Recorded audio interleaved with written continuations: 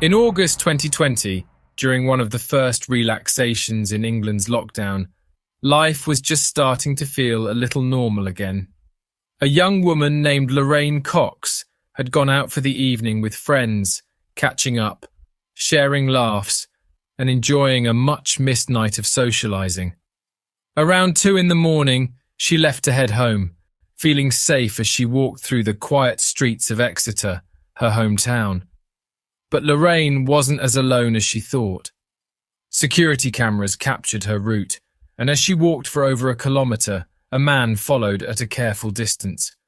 Days later, Lorraine's body would be discovered, disposed of like refuse.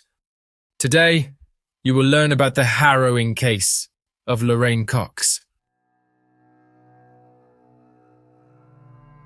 Lorraine Cox was born in 1988 in Exeter, Devon in the United Kingdom.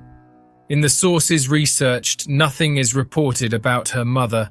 There is only information about her father, Tony, and her brother, Mark.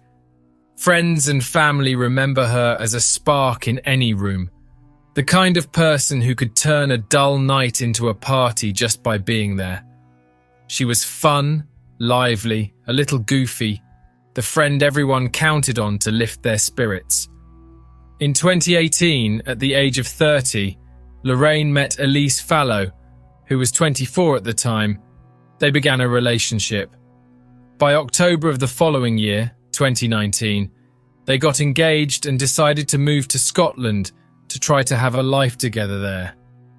Because of the lockdown that began in March 2020, the world stopped, and we know that situation well. Lockdowns, social distancing, and isolation became the new normal. The quarantine started with 15 days, then another 15, and so on. Nobody knew when it would actually end. Lorraine and Elise, unable to socialize, missed their families. So at the first opportunity they had to travel, they decided to return to Exeter. This return took place in August 2020. Lorraine stayed at her father's house and Elise with her own family. On August 31st, bars and restaurants were cautiously reopening, and Lorraine was excited to see her friends again. Elise decided to stay in, so Lorraine headed to a pub on her own, reconnecting with friends she hadn't seen in months. The night ran long, and a little after 2 a.m, she decided it was time to leave. As she was a little drunk, her friends offered to accompany her, but she insisted she'd be fine walking home alone. In Europe, it is very common for people to walk home without worry. Lorraine likely felt that same sense of security, even on those dim, quiet streets. But with the lingering COVID restrictions, the streets were emptier than usual. Lorraine thought she was safe. In reality, she wasn't. By the morning of September 1st, Lorraine's father noticed she hadn't returned home. Assuming she'd stayed with a friend, he sent a text to check in, but there was no response. Friends also messaged to see if she'd made it home safely but heard nothing. Elise reached out, growing concerned, but silence met her too. As the day stretched on with no reply, their concern turned into fear. Her father and Elise called her phone that day, and each time it went straight to voicemail. This situation lasted all day first. Her loved ones were left with a gut-wrenching question: where was Lorraine? On September 2nd, her Facebook account showed a residency update. It reported that she'd moved to Plymouth, a city about an hour and a half away by car. Several people messaged her again, asking if everything was okay. However, Lorraine didn't respond. Later that day, her father received a cryptic message, a quick note supposedly from Lorraine saying she'd moved. But there was something off. The phrasing, the tone, none of it sounded like her. Elise, caught between worry and heartbreak, was torn. She kept sending messages, desperate for answers, but her fiancé was silent. Finally, she received a single response, a middle finger emoji. That cold, uncharacteristic reply deepened everyone's fears. Lorraine had travelled back to Exeter to be close to family, yet supposedly left just 2 weeks later without a word. No goodbyes, no explanations, and now she was ignoring everyone, with her phone going straight to voicemail. And the biggest red flag of all? Lorraine had type 1 diabetes. She required daily insulin injections and always carried a kit with her, along with an extra supply at home. If she had truly moved, why would she abandon something as important as her medication? The pieces didn't add up, and on September 2nd, Lorraine's father went to the police. Lorraine was officially declared missing.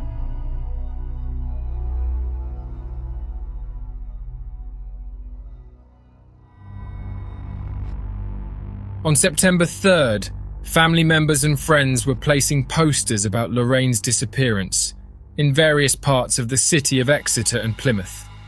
Meanwhile, the police started retracing her steps, questioning the friends she'd been with at the pub that night.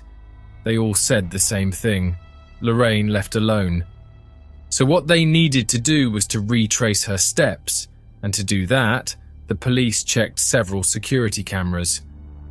In the first recording, Lorraine is in front of a store where she was bent down for about 20 seconds to tie her shoelaces, and at that exact moment, a young man who was on another corner, several meters away, was walking towards her. From then on, he started taking exactly the same route as Lorraine, but always kept his distance. He shadows her every step. Following the exact route she takes, he covered his head with the hood of his jacket. As she walks, another camera captures her from the front, showing her bundled up in a jacket, her gaze never veering over her shoulder. This shot is one of the few where both Lorraine's face and the hooded figure's face are visible.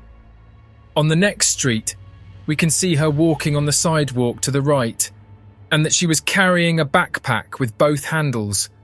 This information is important. You will soon know why. And two people a little far away, at the bottom of the side left of the street, walking in the opposite direction. Meanwhile, the hooded figure continued following her, and this is where everything starts to get much stranger. The young man comes closer to Lorraine. He seemed to say something, but she started to walk away, walking backwards. Her body language was hesitant, her face directed toward him, perhaps to say, "I don't know," or "I can't help you." She walked away but stopped in the middle of the street. The young man caught up with her, and still in the images from that same camera, they crossed the street, and when they reached the other sidewalk, they started walking together. This is where the bizarre images begin. Lorraine's jacket has slipped off her shoulders, leaving her shoulders exposed. The young man already had his hood down and was walking on her left side, holding her as if he was discreetly pushing her. She had also already removed one of the straps of her backpack from her body. The path they took until this moment had no cameras, so we can't know why she is like that now. And guys, it's scary to see that there's no one around. Everything was empty. If he had a weapon, there would be no one nearby to witness it, let alone to help. They arrive at a narrow alley between two shops, veering away from the main road. What happens next is deeply disturbing. They pause, and there's a moment of uncomfortable physical closeness. Lorraine seems to shift awkwardly, her legs slightly parted. The police suspect he had a knife, using it to control her while his other hand reaches toward her. This harrowing scene in an isolated passage is the last time Lorraine is seen alive. Now, the police had images, a suspect, but they had no idea who he was or where Lorraine was. On Tuesday the 8th, worse news arrived for the Cox family. Parts of Lorraine were found in 6 garbage bags in a corridor at the back of a kebab restaurant. There were 2 arms and 2 legs. As detectives pored over surveillance footage from the area, they found a young man entering through the rear entrance. His appearance matched the hooded figure in the recordings, a shocking revelation. When questioned, the kebab shop owner identified him as Christopher Mayer, a tenant living in the apartment above the restaurant. The young man was arrested at home that same day on September 8th, and the police were immediately faced with a lie. Although he introduced himself to everyone as Christopher Mayer, his real name was Azam Mangori, an Iraqi who lived illegally in the United Kingdom.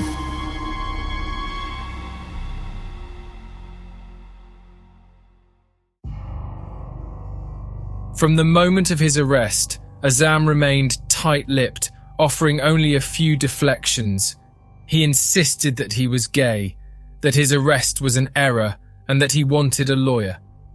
He had no idea of the mountain of evidence the police had already gathered, proof that would soon corner him inescapably. Days after Lorraine's disappearance, he was seen in a hardware store buying cleaning products and garbage bags. Surveillance cameras around his apartment revealed something even more chilling. On September 6th, Azam was seen leaving his building with an enormous sports backpack. He took a taxi to Tin Pit Hill, a densely wooded area nearly 10 kilometers away, where police would later uncover a gruesome discovery: Lorraine's head and torso concealed beneath a pile of logs. Searching Azam's apartment, some of the victim's belongings were found, such as the backpack, clothes, cell phone, driver's license in the kitchen trash, and the credit card in the bedroom trash, but both were shattered into pieces to make identification difficult. In one frame from security footage, he was seen dropping something in the trash area.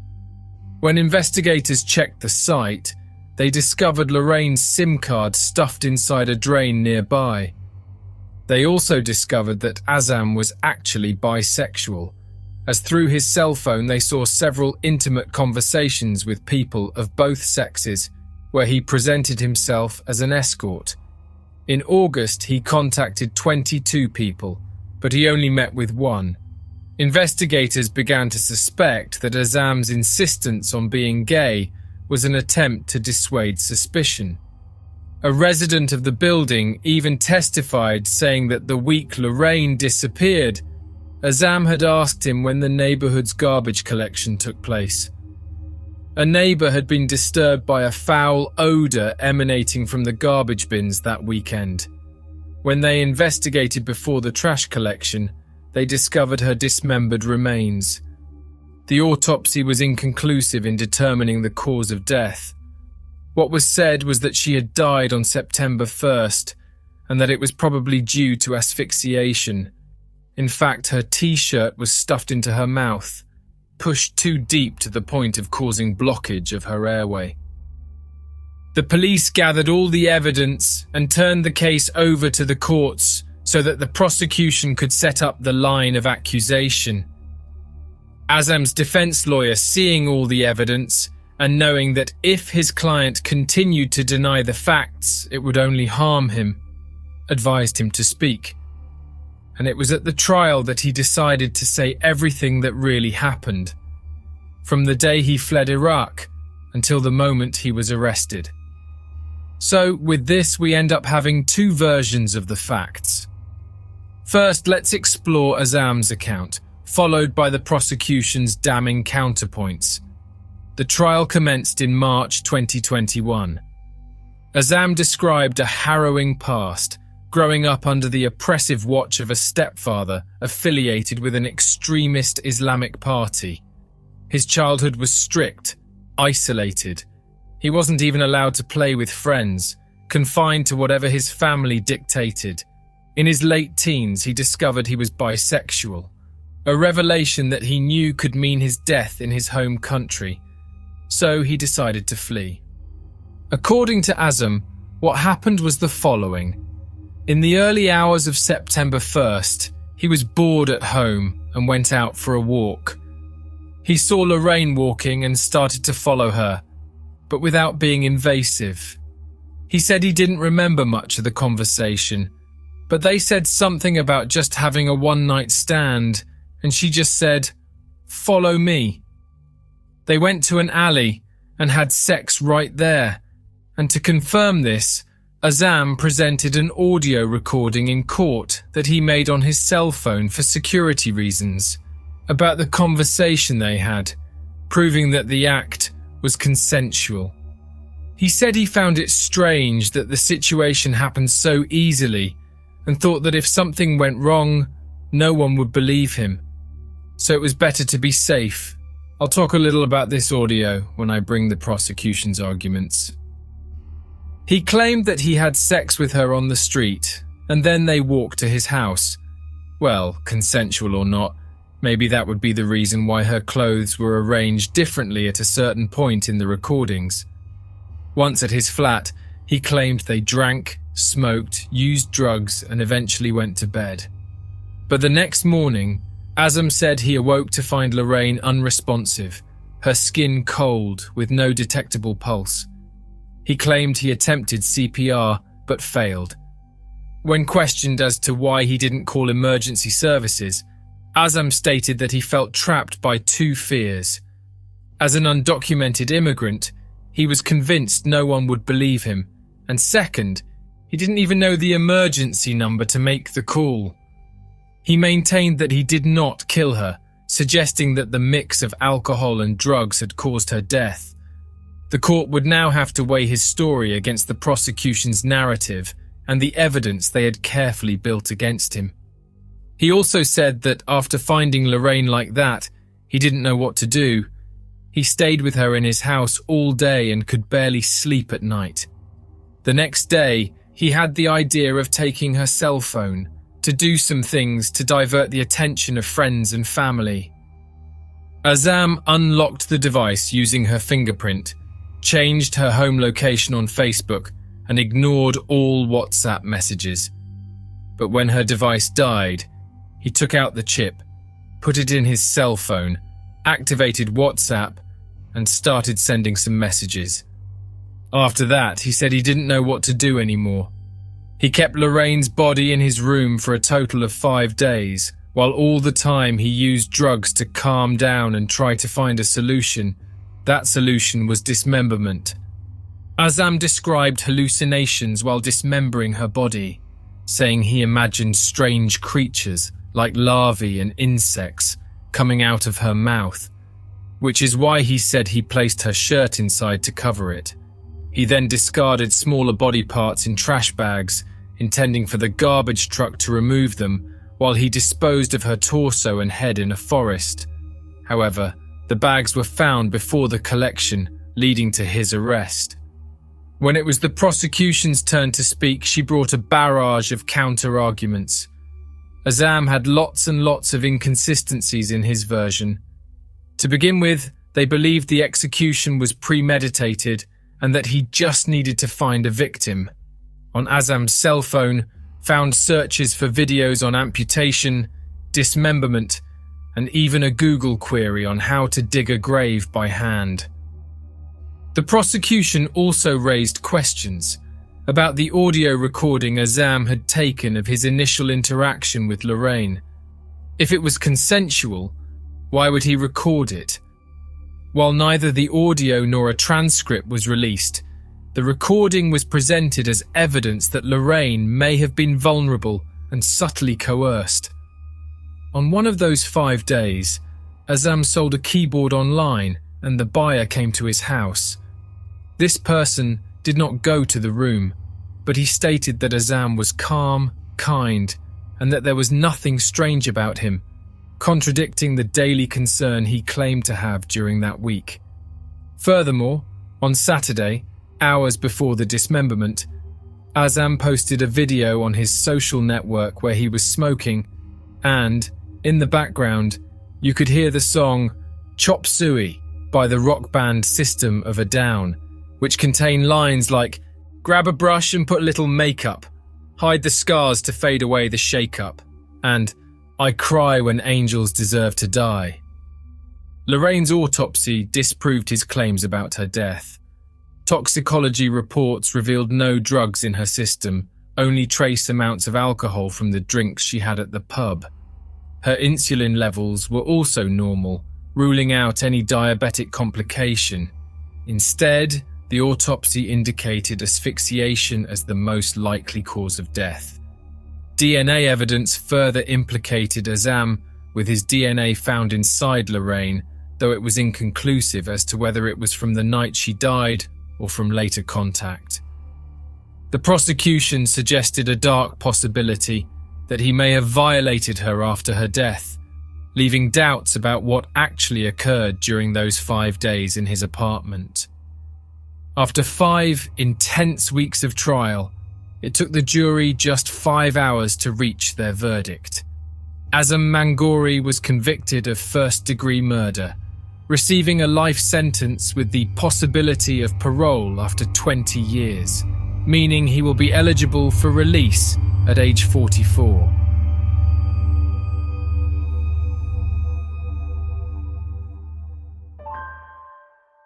When Lorraine's body was found, her family started an online fundraiser to help cover her funeral costs, and within hours, they had raised the entire amount. Although the service was a beautiful tribute to her life, only a small number of friends and family could attend due to COVID-19 restrictions. The kebab shop beneath Azam's apartment soon closed. The owner tried to rebrand, renaming the restaurant and making changes to the structure. But when it reopened in 2021, customers were reluctant to return. The haunting memory of what had happened upstairs was impossible to erase. People occasionally threw things at the windows or shouted Lorraine's name, accusing the establishment of disregarding the tragedy. On Google Maps, you can still see the restaurant, once called Bodrum Kebab House, now renamed Alibaba, with its windows damaged. The owner, simply trying to keep his livelihood, has seen his business suffer because of its unfortunate association with the case. 2 years before these events, in 2018, Lorraine, then 30, attended a party where Robert Prout, 35, was also present. Early the next morning, a friend passing by noticed Robert touching Lorraine as she slept. She screamed, waking Lorraine, who panicked as Robert fled. As he was known, it was easy to locate him. When he was denounced, several terrible things were discovered about him.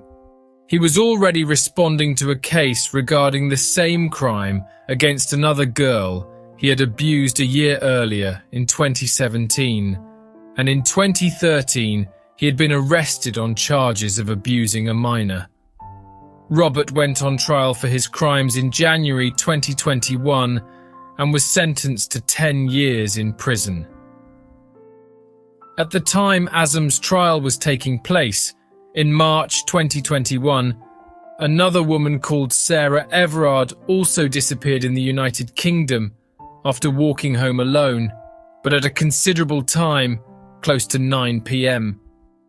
But in this specific case, she was approached by a police officer who arrested her, accusing her of violating isolation restrictions. After this arrest, Sarah was only found days later charred inside a bag of construction debris in an abandoned refrigerator in a forested area. Unfortunately, even with the announcement of Lorraine's case in the newspapers and the police warning that women should avoid walking alone at night, Sarah, with that feeling of security that I mentioned at the beginning of the episode, also decided to return home alone. Sarah's case has been presented here on the channel. The link is here on the card as well as in the description. Lorraine was a young woman in the prime of her life, full of hope and dreams, newly engaged, with every reason to expect a bright future. Her story serves as a somber reminder of the dangers that sometimes lurk just out of sight, and she certainly didn't deserve the tragic end she faced. If you've made it this far, please don't forget to leave a like and subscribe to this channel. Also, add your opinion in our comments. Thank you very much. I will see you in the next case.